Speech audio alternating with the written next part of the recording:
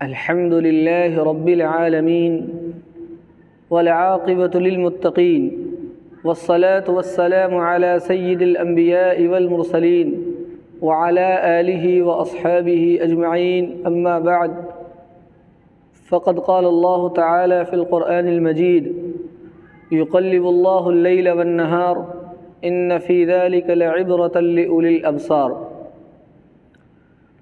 محترم بزرگوں اور میرے دینی بھائیوں، اللہ تعالیٰ کی قدرت کے مظاہر بے شمار ہیں۔ اللہ تعالیٰ نے اس رات دن کی تبدیلی میں، موسموں کے اختلاف میں عقل مندوں کے لیے بہت سے عبرت کی نشانیاں رکھی ہیں۔ اگر انسان اللہ تعالیٰ کی قدرت پر غور کرتا ہے، اس دنیا کے اندر، اس دنیا کی بناوٹ پر اور دنیا کی چیزوں کے اندر جب غور و فکر کرتا ہے، اللہ کی تخلیق کو دیکھتا ہے، تو یہ کہنے پر مجبور ہو جاتا ہے ربنا ما خلقت ھذا باطلا،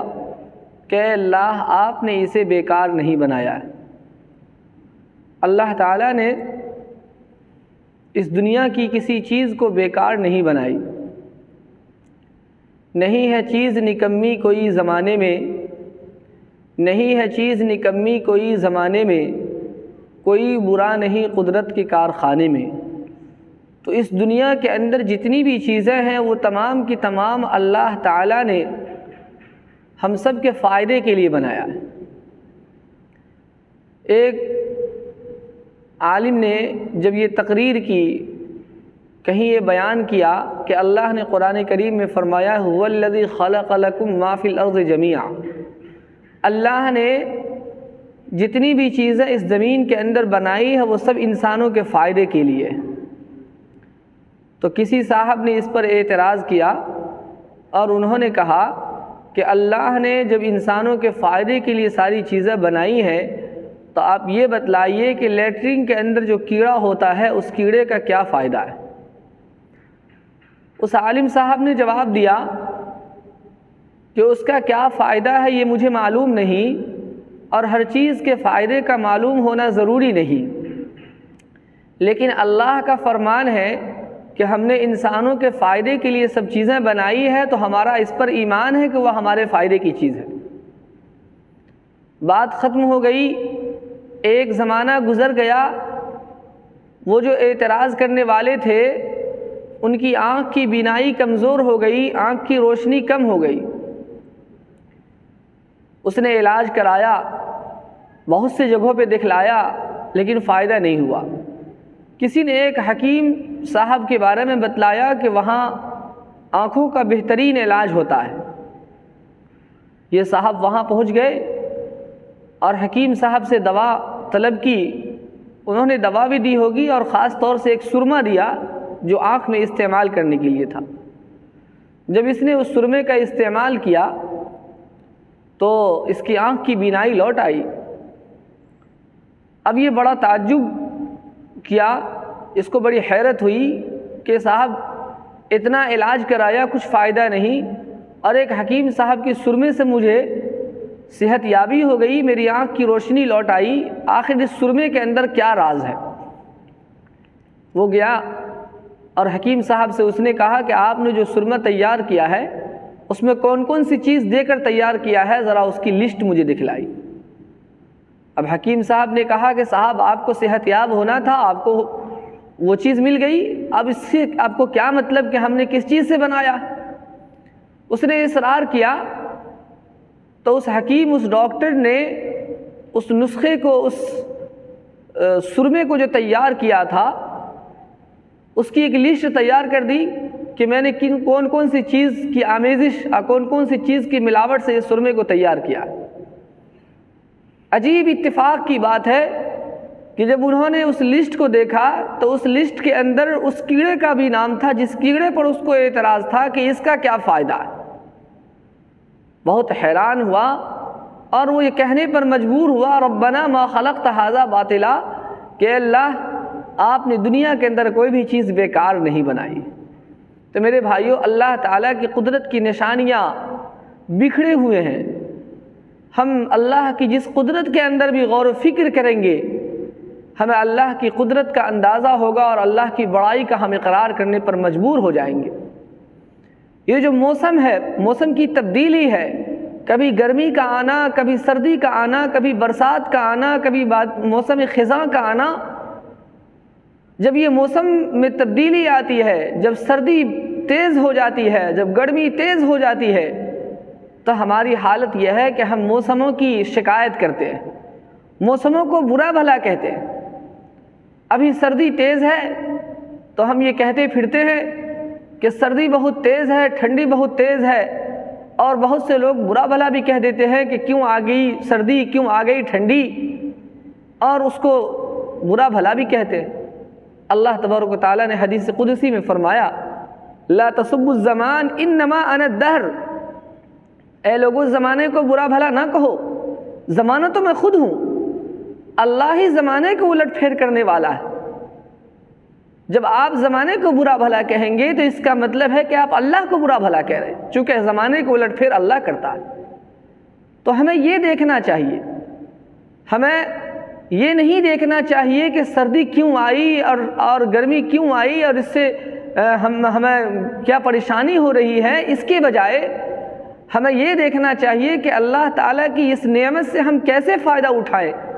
اس کے اس پہلو پر نظر رکھنی چاہیے کہ جس پہلو سے ہم فائدہ اٹھا سکتے ہیں۔ یہ جو سردی کا موسم ہے، یہ جو گرمی کا موسم ہے، ٹھنڈی کا موسم کیوں آتا ہے، گرمی کا موسم کیوں آتا ہے، سائنسی اعتبار سے اس کے بہت سے وجوہات ہو سکتے ہیں، لیکن میں خالص دینی اور مذہبی اعتبار سے بتلانا چاہتا ہوں کہ جو سردی کا موسم ہے، یہ جو سردی تیز ہوتی ہے، اس کی وجہ کیا ہے۔ میں دینی اعتبار سے بتلانا چاہتا ہوں دینی اعتبار سے اس کی وجہ کیا ہے۔ حدیث شریف کے اندر بخاری شریف کی حدیث ہے، نبی اکرم صلی اللہ علیہ وسلم نے ارشاد فرمایا قالت النار، جہنم نے، دوزخ نے اللہ تعالیٰ سے شکایت کی۔ کیا شکایت کی؟ دوزخ نے کہا رب اکل بعضی بعضا فاذن لی اتنفس، کہ اللہ ہمارے بعض حصے کو کھا رہے ہیں، جلا رہے ہیں۔ دوزخ میں، جہنم میں گرمی اتنی تیز ہو گئی کہ اس کا ایک حصہ دوسرے حصے کو جلا رہا تھا، تو جہنم نے یہ شکایت کی کہ اللہ مجھے سانس لینے کی اجازت دی جائے تاکہ اپنی گرمی باہر پھینک سکوں۔ اللہ تعالیٰ نے جہنم کو اجازت دی، حدیث میں ہے فَأَذِنَ لَهَا بِنَفْسَيْنِ نَفْسٍ فِي الشِّتَاءِ وَنَفْسٍ فِي الصَّيْفِ۔ نبی اکرم صلی اللہ علیہ وسلم ارشاد فرماتے ہیں کہ جہنم کو، دوزخ کو اللہ تعالیٰ نے یہ اجازت دی کہ وہ سال بھر میں 2 سانس لے سکتی ہے، ایک سانس گرمی میں اور ایک سانس سردی میں۔ فرمایا فما وجدتم من برد او زمہریر فمن نفس جہنم وما وجدتم من حر او حرور فمن نفس جہنم۔ نبی اکرم صلی اللہ علیہ وسلم ارشاد فرماتے ہیں کہ لوگو، تم جو دنیا کے اندر ٹھنڈی اور سخت ٹھنڈی کو محسوس کرتے ہو اور گرمی اور سخت گرمی کو محسوس کرتے ہو، یہ سب اسی جہنم کے سانس کی وجہ سے ہے۔ علماء نے لکھا ہے کہ جہنم جب ایک مرتبہ سانس باہر کی طرف پھینکتا ہے تو جہنم کی گرمی دنیا کے اندر پھیل جاتی ہے، اور اتنی گرمی کہ پوری دنیا کے لوگ پریشان ہو جاتے ہیں۔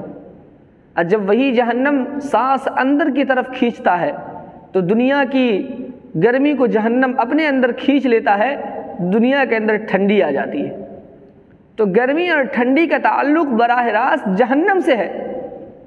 جہنم کے اندر انتہائی تیز گرمی بھی ہے اور انتہائی تیز ٹھنڈی بھی ہے۔ وہیں جنت کے بارے میں اللہ تعالیٰ نے فرمایا لا يرون فيها شمسا ولا زمہریرا، کہ اے لوگو، جنت کے اندر نہ تو سخت ٹھنڈی ہوگی نہ سخت گرمی ہوگی۔ جنت کے اندر کا جو موسم ہے وہ ایئر کنڈیشن والا موسم ہے، نہ سخت ٹھنڈی ہے نہ سخت گرمی ہے، درمیانہ موسم ہے۔ اگر ہم یہ چاہتے ہیں کہ جہنم کی سخت ٹھنڈی سے بچ جائیں اور جہنم کی سخت گرمی سے بچ جائیں، اس سخت گرمی سے، اس سخت ٹھنڈی سے آپ اندازہ لگا سکتے ہیں کہ جہنم کے ایک سانس کی وجہ سے دنیا میں اتنی تیز گرمی آ جاتی ہے اور ایک سانس کھینچنے کی وجہ سے اتنی ٹھنڈی آ جاتی ہے، تو اس جہنم کی گرمی اور سردی کا کیا عالم ہوگا؟ تو اگر ہم یہ چاہتے ہیں کہ اس گرمی اور سردی سے ہم بچ جائیں اور ہم ایئر کنڈیشن، جنت کی ایئر کنڈیشن کے اندر چلے جائیں، تو اس کے لیے اللہ تعالیٰ نے ہمیں یہ موقع عطا کیا ہے، ہمیں یہ زندگی عطا کی ہے، ہمیں یہ وقت عطا کیا ہے کہ اس وقت کو، اس زندگی کو اگر ہم اللہ کی رضا کے اندر، اللہ کی اطاعت کے اندر، اللہ کی فرما برداری کے اندر گزارتے ہیں تو انشاءاللہ العزیز لا يرون فیہا شمسا ولا زمہریرا، جنت کی ایئر کنڈیشن ہمیں مل جائے گی۔ لیکن اگر ہم نے اللہ کی فرما برداری نہیں کی، اللہ کی نافرمانی کی، اللہ کی ناشکری کی، ہم نے اللہ سے بغاوت میں زندگی گزاری، تو پھر یاد رکھیے کہ یہی جو جہنم کی گرمی اور جہنم کی سردی، جس کے سانس کی وجہ سے یہاں ہم اس سردی اور گرمی کو جھیلنا ہمارے لیے مشکل ہو رہا ہے، اس جہنم کے اندر ہمیں جلنا پڑے گا اور اسی سردی اور گرمی کے عذاب کو برداشت کرنا پڑے گا۔ تو ہمیں یہ دیکھنے کے بجائے کہ سردی آ گئی اور سردی کو برا بھلا کہنے کے بجائے ہمیں اس سردی سے فائدہ اٹھانا چاہیے۔ یہ جو سردی کا موسم ہے، ٹھنڈی کا موسم ہے، نبی اکرم صلی اللہ علیہ وسلم نے ایک موقع پر فرمایا الصوم فی الشتاء الغنیمۃ الباردہ، ٹھنڈی کے موسم میں روزہ رکھنا ایک غنیمت باردہ ہے، غنیمت کا مال ہے، آدمی کو اس سے فائدہ اٹھانا چاہیے۔ اور ایک موقع پر آپ صلی اللہ علیہ وسلم نے ارشاد فرمایا الشتاء ربیع المؤمن قصر نہارہ فصام وطام لیلہ فقام، فرمایا کہ یہ جو سردی کا موسم ہے، ٹھنڈی کا موسم ہے، یہ مسلمانوں کے لیے، مومنوں کے لیے، اللہ کے نیک بندوں کے لیے، اللہ کے فرما بردار بندوں کے لیے یہ موسم بہار ہے۔ اس موسم کے اندر لمبی ہوا کرتی ہے، اس لیے آدمی چاہے تو رات میں جاگ کر اللہ کی عبادت کر سکتا ہے، اور دن چھوٹا ہوا کرتا ہے، اگر چاہے تو دن کے اندر روزہ رکھ سکتا ہے۔ گرمی کے موسم میں روزہ رکھنا ایک مشکل کام ہوتا ہے، بھوک اور پیاس کی شدت ہوا کرتی ہے، دن بڑا ہوا کرتا ہے، اس لیے جو سردی کا موسم آتا ہے یہ انتہائی غنیمت ہے مسلمانوں کے لیے۔ اگر روزے قضا ہو گئے ہیں اسے بھی اس موسم میں پورا کیا جا سکتا ہے، اور اگر قضا نہیں ہے تو نفلی روزے بھی رکھے جا سکتے ہیں، اور رات لمبی ہوتی ہے، آدمی سونے کے بعد بھی اسے وقت مل جاتا ہے، وقت بچ سکتا ہے، وہ چاہے تو رات میں آسانی کے ساتھ رات میں عبادت کر سکتا ہے۔ یہ جو سردی کا موسم ہے اس کو حدیث شریف کے اندر مسلمانوں کے لیے موسم بہار کہا گیا۔ ذرا اندازہ لگائیں، جب کوئی میلہ کا وقت آ جائے، جب تجارت میں ترقی کا وقت آ جائے تو لوگ پہلے سے اس کی تیاری کرتے ہیں، اور جب وہ وقت آتا ہے تو لوگ اس سے بھرپور فائدہ اٹھاتے ہیں۔ یہ سردی کا موسم یہ پیغام دے رہا ہے، ٹھنڈی کا موسم ہمیں یہ بتلا رہا ہے کہ یہ موسم بہار آ چکا ہے، اس لیے اے لوگوں، اے اللہ کی عبادت میں لگ جاؤ، اللہ کو راضی کر لو۔ یہ ایک ایسا موسم ہے جس میں آسانی کے ساتھ انسان عبادت کر سکتا ہے، تو اس موسم کو غنیمت سمجھ کر اس میں اللہ کی زیادہ سے زیادہ عبادت کرنی چاہیے۔ تو ایک تو عبادت ہے ہم جسمانی عبادت کریں، اور ایک عبادت ہے مالی عبادت بھی۔ اس سردی کے موسم میں بہت سے لوگ ایسے ہیں جن کے پاس اوڑھنے کے لیے چادر نہیں ہے، پہننے کے لیے سویٹر نہیں ہے، جس کے پاس گرم کپڑے نہیں ہیں، وہ ٹھنڈی کی رات ٹھٹھر کر گزارتے ہیں، بے چینی کے ساتھ گزارتے ہیں۔ اگر اللہ نے ہمیں وسعت دی ہے، اگر اللہ نے ہمیں دولت دی ہے،